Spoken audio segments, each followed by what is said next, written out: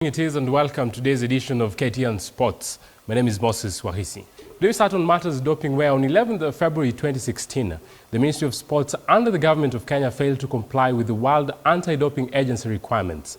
With that, now Kenya risks to get a ban from the International Association of Athletics Federation, and now the Ministry of Sports under Dr. Shazana Anwar has less than 2 months to sort this issue.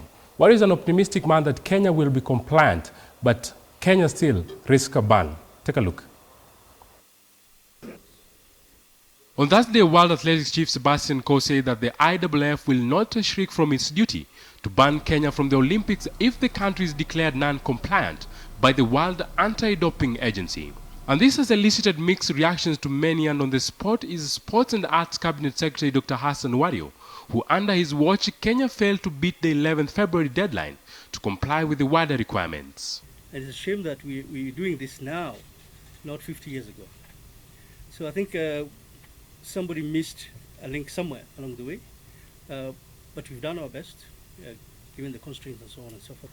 Yes, we could have been faster than this, but we were held back by various other factors. But our commitment and our work was fully acknowledged by WADA. Last year, Russia was banned from World Athletics following allegations of widespread and state-sponsored doping in a report by WADA. And athletics being the highlight of the second half of the Olympics programs, the absence of Kenya and also Russia from the sport will be a major blow to this year's Rio de Janeiro's Games. But Kenya remained optimistic that a 2 months frame will salvage the country with its quest to fit to WADA requirements. And this is the work which needed to and froing. You know, you really had to be in touch with WADA in Canada to make sure that we got it right. Now we're engaging with our guys. We're working on the structure. We're getting the staffing. I think 2 months will be good. We'll be home and dry. Kenya's situation, however, got a dent when Athletics Kenya Chief Executive Isaac Mwangi stepped aside to allow a probe into the allegation he sought bribes from 2 suspended athletes. But just to some relief, ADAC has got some fundings to start the operations, with the Parliament expected to fast-track the legislative process and making anti-doping bill be a functional law. As we speak now, ADAC's finances have been remitted. 300 million was remitted for ADAC to carry out its activities. The bill comes to Parliament. We hope our legislators will help us to fast-track it so that we can meet the 2-month deadline.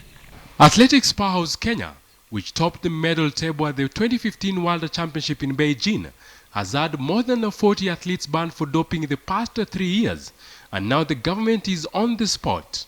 It's less than 2 months to comply with WADA requirements, failure to which Kenya will get a ban and also miss the 2016 Rio Olympics in Brazil. Moses Wahisi, KTN Sports. That in time, Kenyan Premier League champions AFC Leopards have set their sights on reclaiming the Kenyan Premier League glory that they lost 2 years ago. Ingwe finished 7th in the 2015 KPL season, and the side is banking on the new set of players that they have acquired to lead them to this season's title. Robinson Okenya reports. 2015 was not a season to behold for AFC players and fans alike, as Ingwe failed to bag and silverware in what was a tumultuous season for the Leopards. With Dian Coops already in charge at the Den for a second time and new players ready to impress, Ingwe feel they can challenge for the title this season. And I'm very sure, maybe some fans don't trust about it, but I can assure the fan that we have a team who can go to the top. Maybe if you are thinking it's not possible, but it's possible. I can tell them. Target yetu kwanza ni first leg tunataka tumalize at least top 4 kani mbaya. Alafu tujue forward second leg. With their long-term rivals Gor Mahia having won the title 3 times in a row, AFC have an uphill task of proving to their fans that they are capable of a title this season. Fighting spirit must be there. There must be the winning mentality must be there. And when you have the discipline must be there. And when you do that all together, then you can form a good team. Ni sisi wenyewe, juu hata kocha hawezi cheza. Hata ulete nani, kama nyinyi mchezi hakuna kitu itafanyika. In other matches scheduled for the weekend, on Saturday Ushuru battles Thika United as Tusker takes on Ulinzi Stars while Moroni lines out against Sofapaka. On Sunday, Mathare United tackles Chemelil with Western Stima hosting City Stars. Bandari invite Homeboys while defending champions Gor Mahia play Posta Rangers. AFC will travel to Awendo to face Sony Sugar. 1 point served as the opener for AFC Leopards during the first week of the Kenya Premier League season. But for the Leopards, it's now time to restore pride as the 2016 Kenya Premier League season gets into momentum. Robinson Okenye, KTN Sports. Thank you, Robinson. Now, an impressive Shazana Anwar made headlines when she actually qualified after winning gold medal in the African Championship archery in Namibia. And in that, she booked a place in this year's Rio Olympics. Cookie is preparing to represent Kenya and also the African continent in this year's Summer Olympics in Rio, Brazil.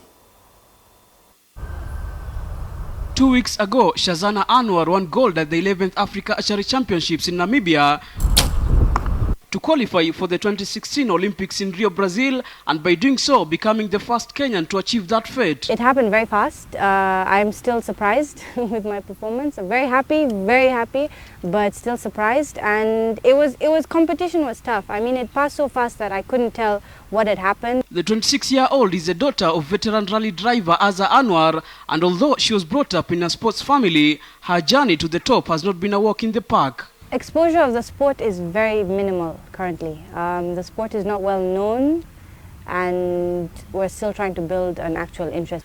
Her mother, Tabasam Anwar, who doubles up as coach and team manager, feels that more support is needed to improve the state of the sport in the country. So I don't understand how it's not encouraging Kenyans to come into archery. We need to make them aware. We need to make them eliminate the illusion that it's a boring sport. I mean, if a Kenyan can take it to the Olympics, then I think there's hope. Shazana has participated in 7 international competitions, including 5 African championships. With less than 6 months to the Summer Games, Cookie, as she is known, is putting more effort in training as she aims to raise the Kenyan flag high and become the first African to make it to the podium. Yeah, to do my best, to do my absolute best. And if my best in the championship was to get me a medal, then hopefully my best in the Olympics would to get me, hopefully as far as a medal, yes. Abula Ahmed, KTN Sports. And for us, we say, go Cookie, go Cookie. Let's hope that she's going to bag gold medal when it comes to time for Olympics. And with that, we wind up today's edition of KTN Sports. My name is Moses Wahisi. Enjoy your night.